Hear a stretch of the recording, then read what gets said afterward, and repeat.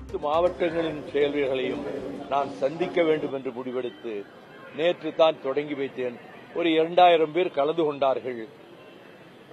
10 மணிக்கு தொடங்கி மாலை 4 மணி வரை நடந்தது. அதற்கு பிறகு பத்திரிகையாளர்களை பார்த்துவிட்டுத்தான் உணவருந்தவே போனேன். ஆகவே எங்களை பொறுத்தமட்டில் இந்த அரசுக்கு எதிராக எந்த கட்டத்திலும் எந்த பிரச்சனையிலும் ஒரு வார்த்தை, ஒரு கருத்து, விமர்சன கருத்தாக நான் வைத்தது இல்லை, வைக்கவும் மாட்டேன். அதே நேரத்தில் திராவிட முன்னேற்ற கழகத்திற்கு பக்கபலமாக இருப்போம் என்று தங்கள் தந்தையாரிடம், தலைவரிடம் அவர் இறுதி மூச்சு அடங்குவதற்கு சில நாட்களுக்கு முன்னர் நான் உறுதியளித்ததை மேடையிலேயே நேற்று கூட சொல்லியிருக்கிறீங்க அப்படின்னு சொன்னார். சொல்லியிருக்கிறேன். ஆகவே என்னுடைய 61 வருட பொது வாழ்வில் 30 ஆண்டுகள் திராவிட முன்னேற்ற கழகத்திலே பணியாற்றியவன். அதற்கு பிறகு இப்பொழுது 31 ஆண்டுகள் மறுமலர்ச்சி திமுகவை இயக்கிக் கொண்டிருக்கிறேன். இனி இந்துத்துவ சக்திகள், சனாதன சக்திகள் பாரதிய ஜனதா கட்சியினுடைய குடை நிழலில் இருந்து கொண்டு திராவிட இயக்கத்தை தகர்க்க வேண்டும், தமிழகத்திலே அதை எப்படியாவது அழித்துவிட வேண்டும் என்று இமயமலையை கூட அசைத்து விடலாம். ஆனால் திராவிட இயக்கத்தை தமிழகத்திலே இருந்து யாரும் அசைக்க முடியாது என்ற உணர்வு 18 வயதிலே அண்ணாவுக்கு முன்னர் நான் பேசிய அந்த நாளிலிருந்து திராவிட இயக்க கொள்கைகளும் லட்சியங்களும் தான் என்னுடைய நாடி நரம்புகளிலே ஓடுகிற குருதியோட்டத்தோடு என் இதய துடிப்போடு கலந்த ஒன்றாகும். அதனால்தான் கூட்டணியிலே அடல் பிஹாரி வாஜ்பாய் அவர்களும் அத்வானி அவர்களும் கேபினெட் அமைச்சராக நான் வர வேண்டும் என்று சொன்னபோது ஒரு காலம் முடியாது என்று சொன்னவன், அந்த கூட்டணியிலே அண்ணன் முரசொலி மாறனும் நானும் அந்த நேஷனல் அஜெண்டாவிலே கையெழுத்து போட்டிருக்கிறோம். அதிலே காஷ்மீரை பற்றி அந்த அஜெண்டாவிலே ஒரு வரி கிடையாது, வக்ஃப் போர்டை பற்றி ஒரு வரி கிடையாது. மதச்சார்பின்மையை தன்மையை ஏற்றுக்கொண்டு உண்மையான மதச்சார்பின்மை காப்பாற்றப்பட வேண்டும் என்றுதான் அந்த நேஷனல் அஜெண்டாவிலே அவர்கள் போட்டிருந்தார்கள்.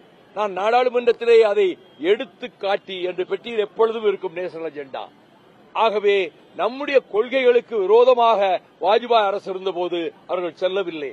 ஆனால் நரேந்திர மோடியோடு அவர்களுடைய கட்சியோடு கூட்டு வைத்த பின்னர் அவர் குஜராத் பயணம் போயிருக்கிறார். எனக்கு செய்தி வருகிறது, கொலைகார ராஜபக்சேவை அவர்கள் பிரதம மந்திரி பதவி பிரமாணம் எடுக்கின்ற அந்த நிகழ்ச்சிக்கு அழைப்பு கொடுத்திருக்கிறார்கள் என்ற செய்தி வந்தது.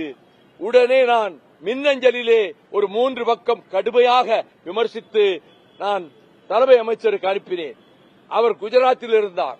மறுநாள் அவர் டெல்லி வந்துவிட்டு உடனே எனக்கு அழைப்பு விடுத்தார். நான் குஜராத் பவனுக்கு நானும் கணேசமூர்த்தியும் சென்றோம். அவரும் பக்கத்திலே அமித்ஷாவும் உட்கார்ந்திருந்தார்கள். அவர் சொன்னார், நீங்கள் குஜராத்திலே வந்து மத நல்லிணக்கத்தை பற்றி நீங்கள் ஆங்கிலத்திலே பேசியதை நான் தான் குஜராத்தி மொழியிலே மொழிபெயர்த்தேன், உங்களுக்கு ஞாபகம் இருக்கா என்று கேட்டார். அதை எப்படி மறக்க முடியும்? முரளி மனோகர் ஜோஷி வந்து நான் இந்தியில டிரான்ஸ்லேட் பண்ணப்ப அவரை திருப்பி அனுப்பிட்டு நீங்க டிரான்ஸ்லேட் பண்ணீங்க, அதெல்லாம் இருக்கட்டும். இப்ப எங்க நெஞ்சில குத்திட்டீங்களே, முதுகிலே இல்ல நெஞ்சிலேயே குத்திட்டீங்களே தமிழர்களுக்கு. நீங்க அந்த கொலகார பாவிய இசை பிரியாவை கற்பழித்து நாசமாக்கிய ராணுவ வீரர்கள் கொட்டமடித்ததை சேனல் 4 உலகமெல்லாம் காட்டியதே அந்த கொலைகாரனை, 8 தமிழர்களை நிர்வாணமாக நிற்க வைத்து சுட்டுக் கொண்ட அந்த கொலைகாரனை, 1,37,000 பேர் அப்பாவி மக்கள், ஆயுதம் ஏந்தாத மக்களும் அவர்கள் வன்னி காட்டிலே அந்த வழியாக வருகிற அவர்களை அனைவரையும் சுட்டு படுகொலை செய்து ஆயிரக்கணக்கான பெண்களை கற்பழித்து நாசம் செய்து இன்றைக்கு 90,000 விதவைகள் ஈழத்திலே தமிழ் பெண்கள் இருக்கிறார்கள்.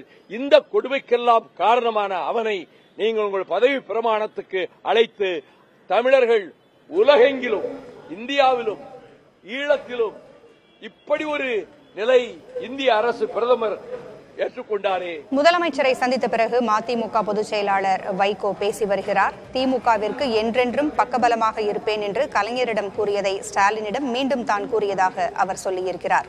திமுக கூட்டணியில் மதிமுக தொடர்ந்து இருக்கும் என்று அவர் கூறியதைத் தொடர்ந்து முதலமைச்சரை சந்தித்தார். அதன் பிறகு திராவிட இயக்கத்தை யாராலும் அசைக்க முடியாது என்று செய்தியாளர்களிடம் பேசி வருகிறார்.